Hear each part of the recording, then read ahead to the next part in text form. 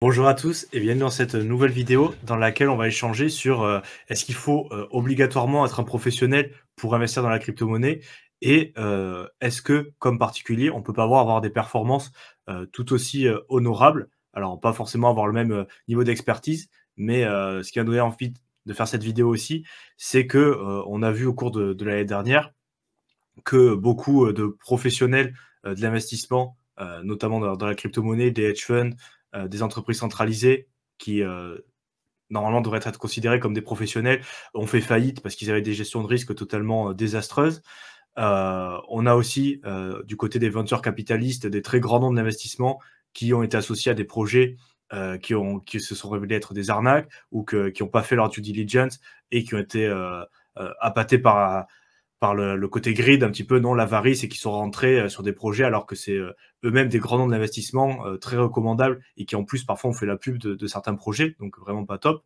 Et d'un autre côté, on a aussi tous les traders qui nous vendent le day trading comme une solution pour faire de l'argent rapidement, professionnels comme amateurs, avec les statistiques qui sont pas du tout de leur côté, où la grande majorité perdent de l'argent et des fois professionnels comme particulier, particulier peut-être même encore plus. Mais c'était pour échanger avec Thibaut sur est-ce qu'on peut pas, en tant que particulier, sans avoir les moyens et parfois aussi les connaissances ou tout du moins l'accès aux connaissances qu'ont parfois ces acteurs professionnels ou voire même institutionnels, arriver à des résultats qui sont tout à fait honorables et même parfois mieux parce qu'au final, quand tu te rends compte, comme je l'ai dit, qu'il y a des acteurs professionnels qui ont des gestions de risque à la Celsius, qui font du trading n'importe comment, effet de levier, qui en plus ont des pratiques frauduleuses.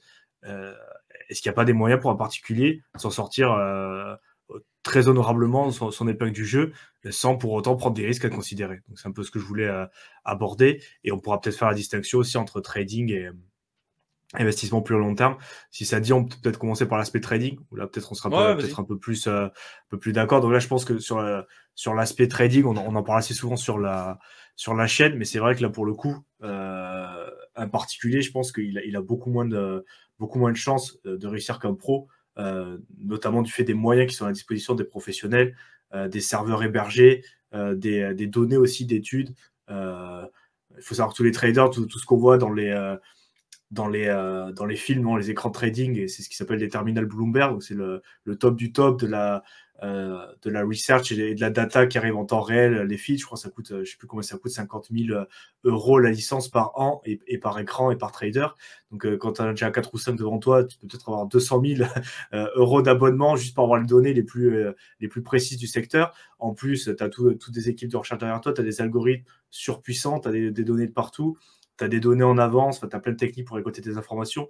Donc je pense que pour le trading, il y a moyen de faire de l'argent en étant particulier, mais pas forcément en étant débutant, parce que non seulement tu vas te retrouver en compétition contre tous les particuliers, et il y en a, c'est pas des débutants. Il y en a qui sont aguerris, qui ont des stratégies qui suivent, qui a une vraie connaissance du secteur et qui du coup sont très performants. Et à côté de ça, il y a aussi les institutionnels qui pour le coup ont des moyens que les particuliers n'auront jamais en termes d'hébergement, de frais, de placement d'ordre. Des fois, ils ont des accès privilégiés un peu à toutes les parties qui peuvent faire la différence. Et du coup, c'est vrai que pour l'aspect trading, pour le coup, le fait d'être particulier et débutant, là, par contre, t'as beaucoup plus de chances de ne pas être gagnant que les pros, pour le coup. Je sais pas si tu partages un peu Si, cet si, mais avis-là. c'est ce qu'on partage depuis le début sur cette chaîne et sur les différentes chaînes avec lesquelles on tourne des vidéos ensemble, que le trading, c'est un métier. C'est pas une discipline d'investissement, c'est vraiment clairement un métier. On apprend une autre manière de pouvoir faire fructifier son capital, mais c'est clairement pas ouvert aux débutants. Il y a des personnes qui gagnent énormément d'argent avec le trading, mais c'est des professionnels. Alors, pas des professionnels forcément de la finance, mais c'est des gens qui font ça depuis des années et des années, qui, pour arriver à ce niveau d'expertise-là, ont souvent perdu beaucoup d'argent au préalable et ont fait énormément d'erreurs. Et c'est pas en suivant 3 vidéos sur YouTube, 3 analyses techniques ou en prenant une formation qui va vous expliquer comment vous allez devenir trader rentable en 3 mois que vous allez réussir à l'être. Ça fonctionne pas comme ça. La majorité des débutants perdront de l'argent avec le trading. Les études le montrent, les études de l'AMF.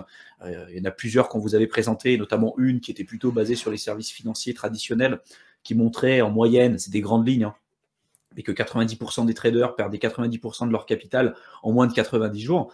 Voilà. Après, dans la crypto, je pense que c'est même encore pire parce qu'il y a très peu de gestion de risque pour les débutants. Et puis, en plus de ça, il y a des effets de levier monstrueux avec des fois des plateformes qui mettent aussi des spreads et des frais qui sont juste hyper importants.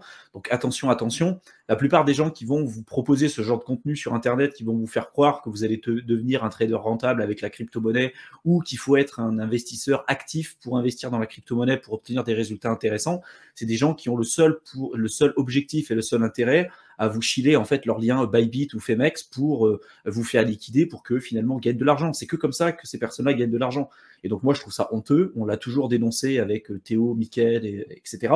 Mais voilà, encore une fois, je pense que dans le lot, il y a des gens qui essayent quand même d'aider, qui essayent d'apporter de la valeur. Et je pense que pour être le plus honnête possible, il faut être capable de parler des risques et arrêter de raconter du bullshit aux gens.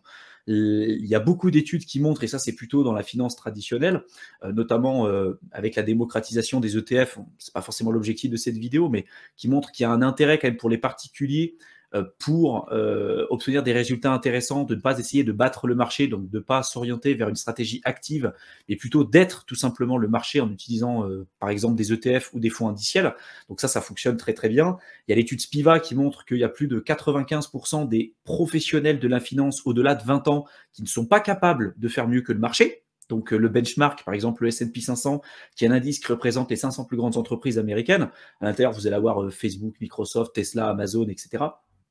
Et donc, il y a des professionnels de la finance qui se disent, voilà, moi, j'ai fait des études, j'ai énormément d'expertise là-dessus, je regarde l'économie, je monte des modèles mathématiques, et il y a des centaines de millions par an qui sont investis dans des modèles mathématiques, des statisticiens pour m'aider à prendre des décisions. Donc, moi, je vais essayer de faire en sorte de battre le marché. Et on se rend compte que 95% de ces personnes-là ne sont pas capables de battre le marché, le benchmark, au-delà de 20 ans. Il y a peut-être certains investisseurs qui peuvent arriver, ou en tout cas certains fonds qui peuvent arriver à avoir des résultats supérieurs au benchmark, donc à certains fonds indiciels, enfin à certains indices pendant un petit moment donné, mais sur une période relativement longue, c'est presque impossible. Donc la démocratisation des fonds indiciels, des ETF et de la gestion passive, ça a été prouvé aujourd'hui par des données, par des analyses, et puis par des grands noms un peu de la finance comme John Bogle. Avant lui, cette gestion passive, c'était pas du tout démocratisé. Après lui, il y a de plus en plus de personnes, et même des professionnels de la finance, qui s'orientent vers une gestion passive et absolument pas active parce que les dés sont contre vous.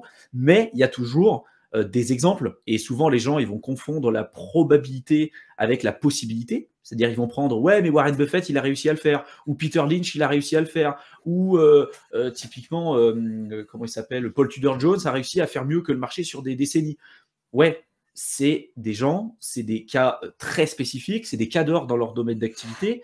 Donc, je ne dis pas que c'est impossible. Il y a quand même 5% des professionnels de la finance qui arrivent à faire mieux que le marché. C'est possible. Est-ce que c'est probable? Non.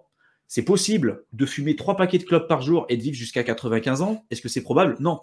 C'est possible de traverser la route en fermant les yeux et en regardant pas à droite à gauche sans se faire écraser. Est-ce que c'est probable? Non. Et dans la crypto, c'est pareil. Est-ce que c'est possible de gagner beaucoup d'argent avec le trading? Oui. Est-ce que c'est probable pour un débutant? Absolument pas. Et je pense que c'est encore pire avec ce qui se passe à côté parce qu'il y a encore très très peu de régulation. Donc, vous êtes en compétition avec les professionnels, vous allez payer énormément de frais, vous allez vous faire avoir parce qu'en plus de ça, il y a des plateformes qui font exprès de vous liquider. Ils vont regarder, ah tiens, lui, il a placé un stop loss à tel niveau. Tiens, il y a 50% des investisseurs particuliers qui ont placé leur stop loss ici. Donc, ils vont faire exprès de faire une grosse mèche pour aller liquider tous ceux qui sont présents ici pour après repartir à la hausse. Donc, en fait, il y a énormément de manipulation dessus. Il y a la plupart de ces plateformes-là sont extrêmement opaques parce qu'elles sont absolument pas régulées. Et je vous parle de la crypto, mais il faut savoir que ça aussi, ça existe dans la finance traditionnelle. Donc, si ça existe dans la finance traditionnelle, dans la crypto-monnaie, c'est encore pire. Donc, attention. Ouais, et donc ça c'est pour la partie trading, je voulais quand même en parler. Vous avez compris le message, toujours le même, hein, très attention et concrètement déconseillé si pour débuter dans la crypto-monnaie, peut-être pour la suite, mais pour les débutants, vous avez compris les enjeux. Et après, tu as touché du doigt, et c'est sur cette partie qui sera peut-être un peu plus à débattre. Et c'est la partie, tu vois, passif versus actif. Ce qui se passe dans la finance traditionnelle, comme tu l'as très bien décrit, c'est qu'effectivement, même les professionnels, à essayer de vouloir toujours surperformer, battre le marché, faire mieux que le marché, ils se retrouvent le bec dans l'eau parce que Alors, ils prennent beaucoup plus de risques en période de bull run. Du coup, ils se sentent obligés d'acheter les stocks qui pump, et du coup, pour pouvoir présenter à leur direction ou à leurs investisseurs, si c'est un fonds, regardez, on a une performance supérieure au marché, mais en ayant pris plus de risques. Et c'est vrai que sur le long terme, au final, même les professionnels, ils perdent. Et c'est vrai que du coup, dans la crypto-monnaie, je voulais faire un peu... Tu peux même te dire que ces mecs-là, les études montrent qu'ils sont pas capables de faire mieux que le marché. Tu peux te dire, bah, on va les payer moins. Ils seront pas chers parce que forcément, les études montrent qu'ils font nettement moins que le marché. Maintenant, ils sont extrêmement chers. C'est-à-dire qu'on paye des gens à faire de la merde, à faire des mauvais placements, des sommes exorbitantes, parce qu'en plus, ils ne sont pas rémunérés à la performance. Il y en a certains qui peuvent être rémunérés à la performance, mais c'est très peu. Eux, ils sont juste là pour prendre des frais. Mais en même temps, je ne vais pas non plus leur jeter la pierre à 100%, parce qu'il n'y a pas la même réglementation. Ils n'ont pas les mêmes possibilités que des investisseurs particuliers, parce qu'il y a tout un tas de réglementations et des actifs dans lesquels ils ne peuvent pas forcément rentrer. Et puis, il y a aussi les particuliers qui se disent « Pourquoi je paierais un professionnel de la finance extrêmement cher en termes de frais si lui, il n'est pas actif dans sa gestion ?» T'imagines, tu payes un professionnel qui va te dire « Moi, je fais des ETF ou des fonds indiciels. En période de crise, on fait rien. » C'est ce que disait Howard Marks dans son livre, notamment, qui a des fois, lui, il fait rien du tout. Et un particulier, il dit « Mais non, mais pourquoi je te paierais? T'as rien fait pendant 1 an et demi. » Ouais, mais peut-être que j'ai rien fait parce qu'il n'y a rien à faire. Donc, il y a aussi une pression de la part des particuliers qui connaissent clairement pas comment ça marche et qui essayent de justifier leurs frais ou l'argent qu'ils vont payer par une gestion active, ce qui va entraîner des frais importants et ce qui va entraîner des performances plus faibles. Donc ça, c'est pour la finance traditionnelle. Et dans la crypto, encore une fois, c'est encore pire, quoi.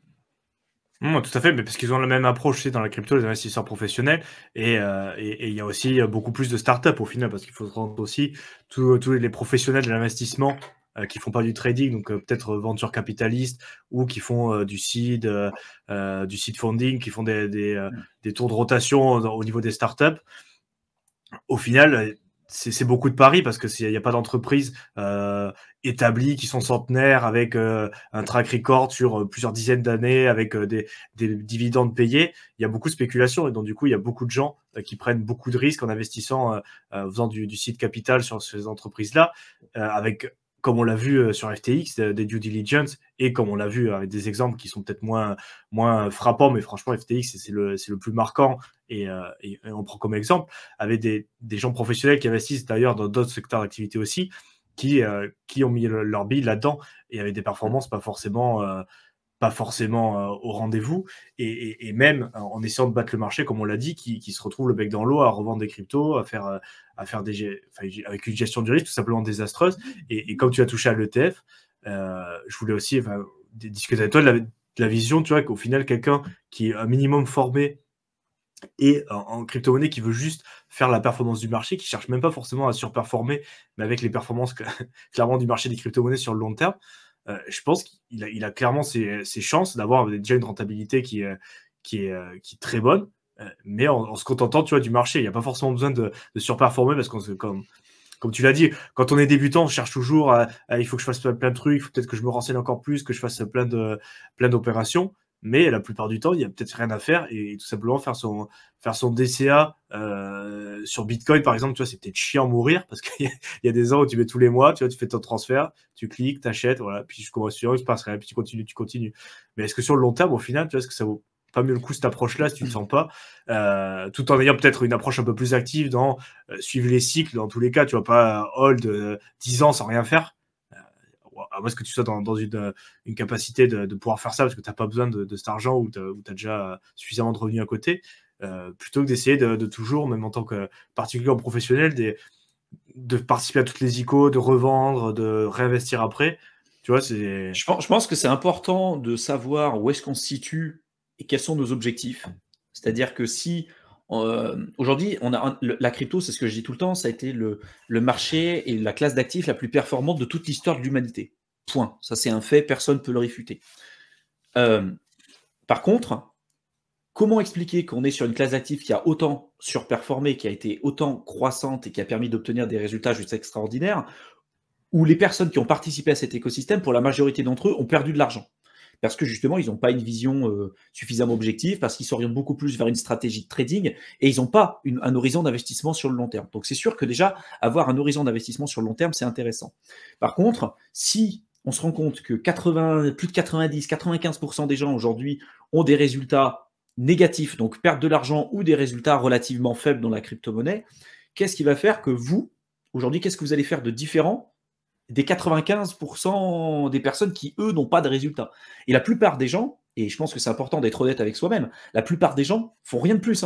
C'est-à-dire qu'ils vont regarder les mêmes vidéos sur YouTube, ils vont regarder les mêmes analyses techniques, ils vont aller sur les mêmes plateformes, ils vont faire du trading, ils vont regarder des vieilles recommandations sur Internet qui vont leur dire ce projet-là, il va pumper, il va faire 1 x 100 et 1 x 1000. Donc au final, on espère obtenir des résultats différents en faisant exactement la même chose. Et ça, c'est la définition en fait de la folie. C'est ce que disait Einstein. Faire à chaque fois la même chose et espérer des résultats différents, c'est justement la définition propre de la folie. Donc ça, il faut vraiment être très vigilant par rapport à ça, mais après, être aussi pragmatique. Si vous vous dites, je me forme, je prends par exemple des programmes de formation, j'en sais rien, je prends des livres, je prends des bouquins, je vais à des masterminds, je lis des white papers, je fais des analyses fondamentales, je me renseigne, je me documente, et aujourd'hui j'en sais plus que beaucoup de personnes, oui, vous mettez plus de chances de votre côté d'obtenir des résultats plus élevés que la moyenne, même si encore une fois, il n'y a aucune garantie. Là où il faut faire attention aussi, c'est que tu dis une gestion passive. Je pense que c'est possible de le faire dans la finance traditionnelle parce qu'on a un historique aujourd'hui maintenant qui est relativement long, bien plus long que sur la crypto. Donc on sait ce qui marche, on sait ce qui marche pas. On a connu des crises, on a connu des guerres, on a connu des récessions, on a connu énormément de choses. Et on sait que c'est un pilier, en tout cas la bourse, qui est très très très résilient. Pour s'enrichir sur le long terme. Pareil pour l'immobilier, pareil pour les métaux précieux.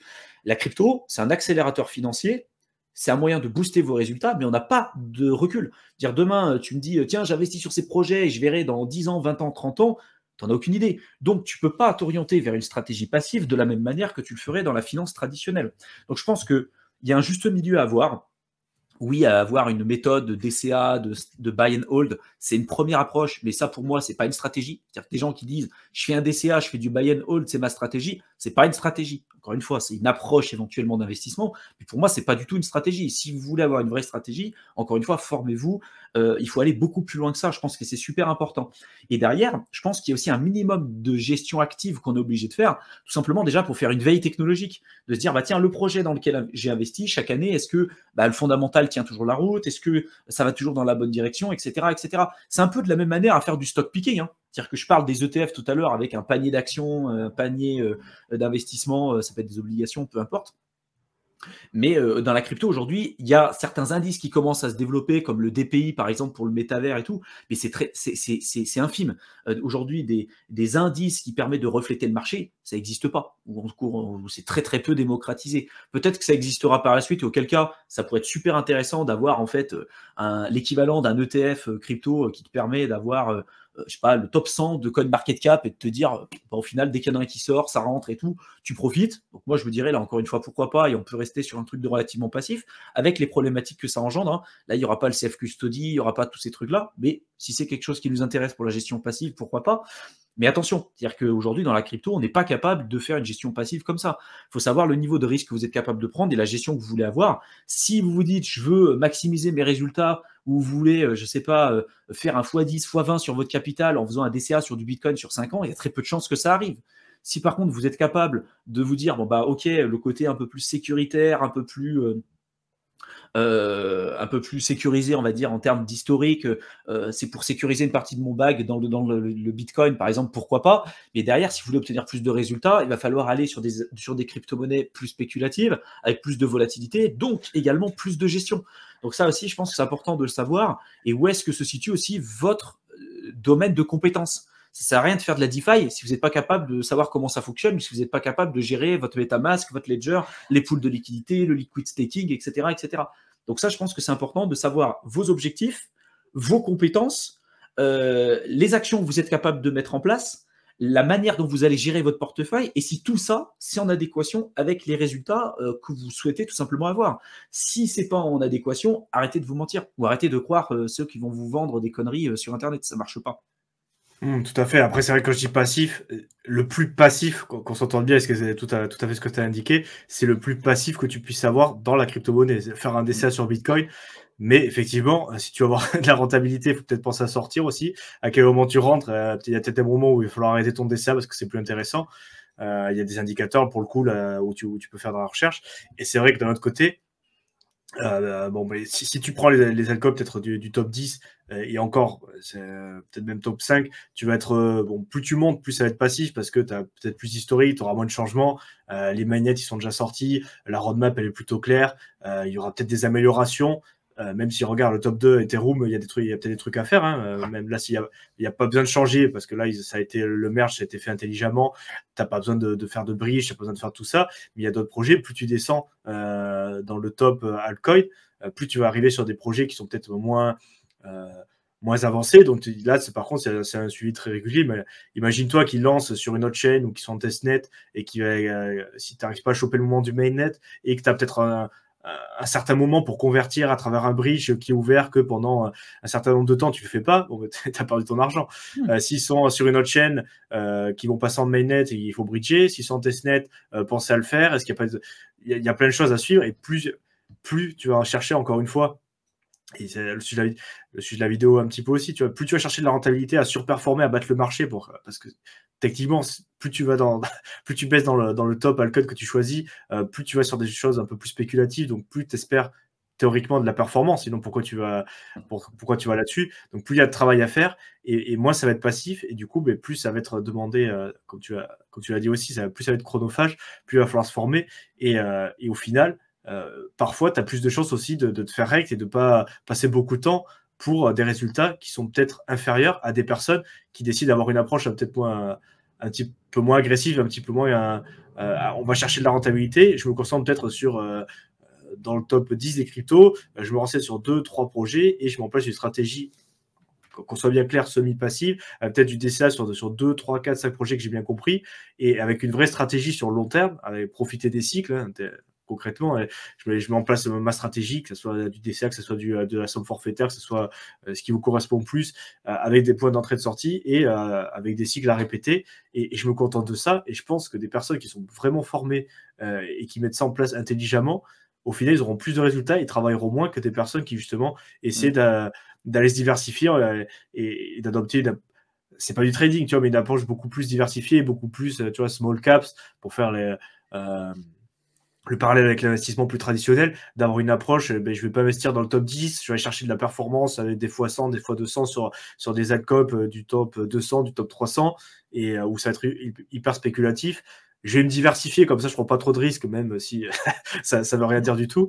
Et au final, tu vois, avec des performances et peut-être encore une fois plus de temps passé à rechercher les projets, parce que si tu veux vraiment bien le faire, c'est énormément de temps. Et au final, des performances très faibles, parce que tu n'as aucune garantie que ça va marcher en plus sur ces projets-là. Ouais, puis comprendre encore une fois et mettre en perspective des résultats intéressants qui sont présents sur la finance traditionnelle et ce qu'il y a dans la crypto. Tu vois, c'est des vidéos qu'on a déjà traitées ensemble et on revient régulièrement dessus parce que c'est super important. Quand on investit dans la crypto, on a toujours l'impression que c'est jamais assez. Quand tu fais un x10, il faut faire un x100. Quand tu fais un x100, il faut un x1000. Et quand tu fais un x1000, il faut un x10000. Et en fait, on se rend pas compte que dans la finance traditionnelle, faire un 10% annualisé sur plusieurs années, c'est déjà extraordinaire. C'est déjà des super rendements, surtout pour un particulier. Alors, on est d'accord que dans la crypto-monnaie, faire du 10%, c'est nul. Vous pouvez être capable de faire bien mieux, même avec de la gestion passive. Mais voilà, si demain, vous arrivez, vous avez investi, je sais pas, X euros, vous avez sur un bull run fait un x5, un x10 sur votre capital, mais c'est déjà extraordinaire. Rendez-vous compte déjà de la chance que vous avez de multiplier par 5 ou par 10 votre capital en 1 an et demi, 2 ans.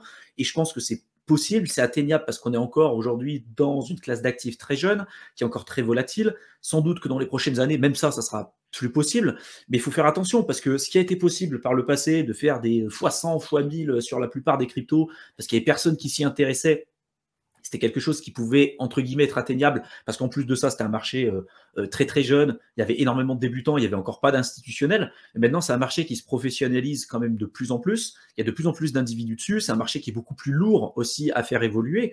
Donc, si vous recherchez les mêmes types de performances que vous étiez capable potentiellement de faire il y a 5, 7, 8 ans en arrière, il va falloir prendre un risque qui est démesuré, quitte à tout perdre du jour au lendemain, et en tout cas, ce n'est pas notre approche. Derrière, si vous avez fait un x5, un x7, si vous avez et encore même moins, peu importe, en fait, vous gérez votre risque comme vous voulez, mais ce qui est le plus important pour un investisseur, c'est de préserver son capital, parce que c'est votre outil de travail. C'est pas la même chose de gagner 10% sur un capital de 500 000 euros, ça vous fait quand même 50 000 euros chaque année, que de gagner du 300% sur un capital de 1000 euros. En fait, ça change rien.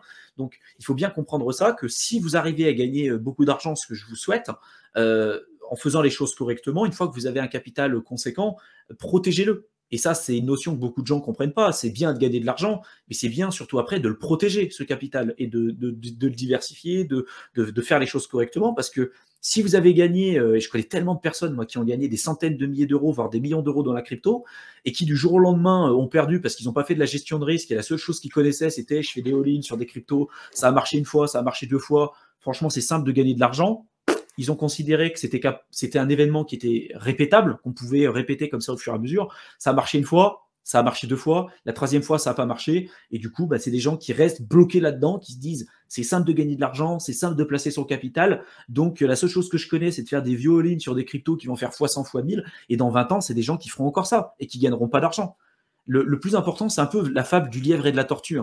Il y a les lièvres, il y a ceux qui vont partir bille en tête, qui vont se dire ouais, je fais des fois 100, je fais des fois 1000, je vais gagner de l'argent et tout, et qui n'arrivent pas sur la ligne d'arrivée. Et puis il y a des gens un peu comme nous, tortues, voilà, ou des Celsius, des FTX, qui sont des gens qui vont gérer des milliards et qui finalement se retrouvent à être même dans le négatif. C'est-à-dire que même vous, si vous aviez gagné 10 euros, vous auriez gagné plus d'argent en fait que FTX et que Celsius, parce que vous êtes dans le positif. Ça, c'est fou quand même aussi quand tu y penses.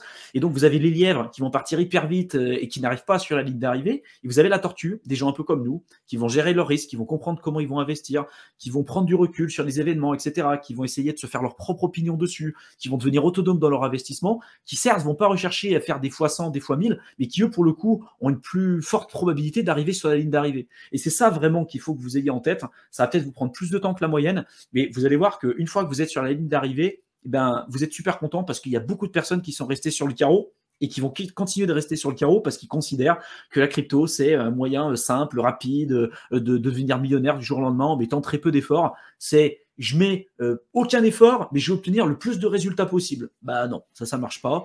Si tu veux faire ça, tu peux jouer au loto, mais nous, en tout cas, on joue pas avec notre argent, quoi. Ouais, tout à fait. Après, on va pas s'attarder plus longtemps, mais c'est vrai que tu as apporté des points importants.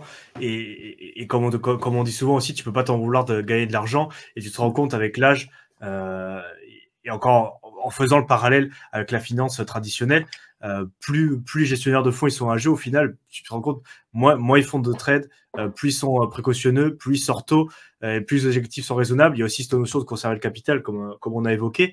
Mais dans tous les cas, les mecs, ils s'attendent pas à la fin du cycle, quoi. Ils sont fixés des objectifs.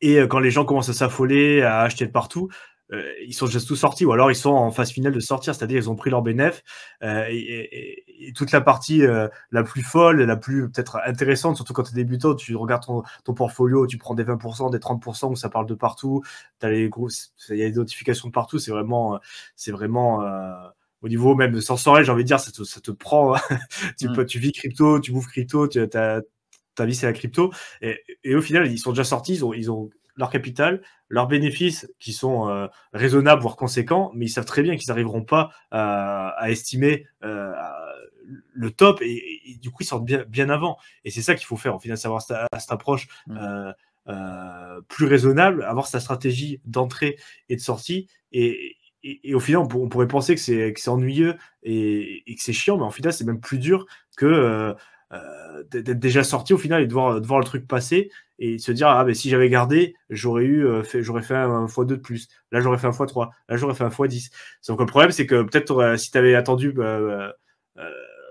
jusqu'à faire ce x10, au final tu serais pas arrivé, tu serais pas sorti, tu aurais dit maintenant il me faut le x11, il me faut le x12, il faut le x15, et au final tu serais retrouvé comme les autres qui ont attendu, qui ont regardé, qui espéraient, se dire allez, si ça monte encore, je vends, demain je vends. Et au final, quand ça retombe, et après au final encore une fois, on l'explique, la spirale, tu as ton prix fixe et tu redescendras pas en dessous. Et au final, sur le long terme, tu perds de l'argent. Alors que si tu sors avant, tu as conservé ton capital, tu as fait de l'argent. Et s'il y a des opportunités à prendre, tu es là, tu as la puissance de feu. Tu as déjà pensé éventuellement aux opportunités, à ce que tu voulais racheter. Tu as peut-être éventuellement laissé passer des opportunités en bull run parce que ça valait pas le coup. Mais c'est peut-être le moment, avec la puissance de Fucta, si les niveaux de prix sont intéressants, mais de re-rentrer sur ces projets-là. Mais dans tous les cas, d'avoir cette option de long terme, cyclique, et encore une fois, pas se presser parce qu'il y a des opportunités qui peuvent passer et où on se dit, il faut absolument surperformer, ça a déjà pris 20, 30, 40%, il faut que je rentre maintenant.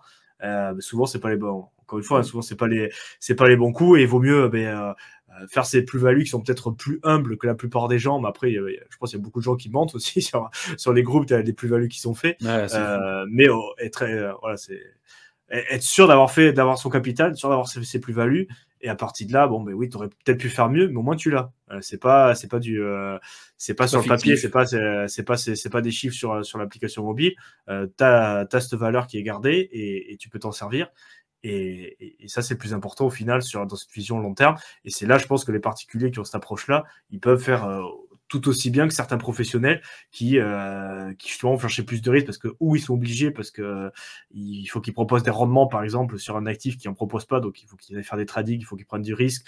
Et là, vu le volume qu'ils ont atteint, je pense Celsius, FTX, ils sont obligés d'aller chercher des risques énormes pour payer à leurs clients, leurs investisseurs, leurs revenus. Alors qu'au final, je suis sûr, comme tu l'as dit, les tortues qui petit à petit font leur petite stratégie, investissent petit à petit, cycle après cycle, font grossir leur capital, et les autres, ils explosent, quoi. C'est eux qui arriveront sur la ligne d'arrivée. C'est eux qui arriveront sur la ligne d'arrivée, et les autres, ils y arriveront jamais. C'est tout. Il y a très très peu de chance. Oui, le lapin, il y en a peut-être certains qui vont arriver, mais probabilité et possibilité. Oui, c'est possible que vous arriviez plus rapidement que les autres. La probabilité, c'est que vous fassiez éclater et que vous n'y arriverez jamais. Vous n'y arriverez jamais. Donc, si vous avez mis 3 ans pour mettre de côté, je sais pas, 30 000 euros pour investir dans la crypto-monnaie, imaginez, vous perdez votre crypto-monnaie comme ça, les 30 000 euros, vous les perdez parce que vous vous investissez n'importe comment. Il vous faut 3 ans derrière pour récupérer ça. Il faut y aller. Hein. Et donc là, je parle de personnes peut-être qui sont jeunes, qui ont 3 ans pour arriver à mettre 30 000 euros de côté, ce qui, à mon avis, pas le cas de tout le monde. Mais quand on est plus vieux et qu'on a mis peut-être les économies de toute une vie sur des crypto-monnaies, qu'on se fait éclater comme ça du jour au lendemain, c'est monstrueux la douleur que ça peut procurer chez certaines personnes. Et je comprends pourquoi. C'est pour ça qu'on est aussi précautionneux avec Théo, Mickaël et tous ceux que vous avez l'habitude de voir, parce qu'on sait que c'est important.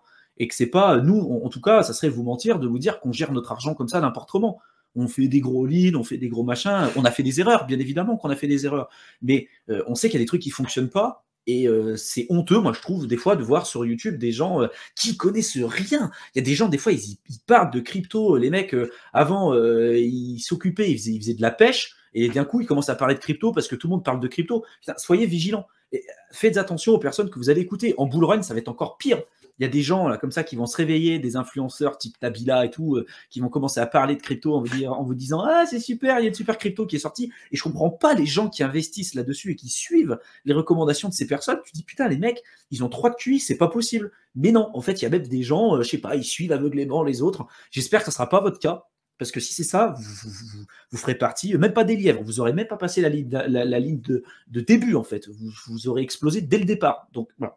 Je sais que quand je parle, j'ai tendance à m'emporter et tout, mais c'est vraiment super important parce que c'est des trucs qu'on vit mais tous les jours, quoi.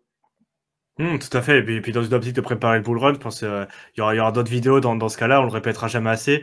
Pour ceux qui ont vu les vidéos précédentes, c'est des fois un peu répétitif, mais au final, c'est une notion qu'il faut absolument pousser parce que c'est le plus important, et préparer, faire passer un message qui est pas forcément, comme tu l'as dit, majoritaire. Il y a beaucoup plus de gens qui ont intérêt à vous chiller des coins, à vous faire n'importe quoi parce que c'est dans leur intérêt. Bon, on essaie de faire passer un message un peu différent. Donc, si ça vous plaît, ce genre de contenu, n'hésitez pas à vous abonner à la chaîne. Je vous mets aussi dans la description le lien vers la chaîne de Thibaut, qui propose du contenu complémentaire justement sur l'investissement, finances personnelles, entrepreneuriat. Donc n'hésitez pas à aller jeter un coup d'œil, c'est assez complémentaire. Et je vous mets aussi le lien vers mon guide pour ceux qui veulent malgré tout investir dans la crypto-monnaie avec des notions, des idées pour bien commencer. Donc n'hésitez pas, c'est dans la description. On vous laisse et on se retrouve dans une prochaine vidéo. À bientôt. À bientôt.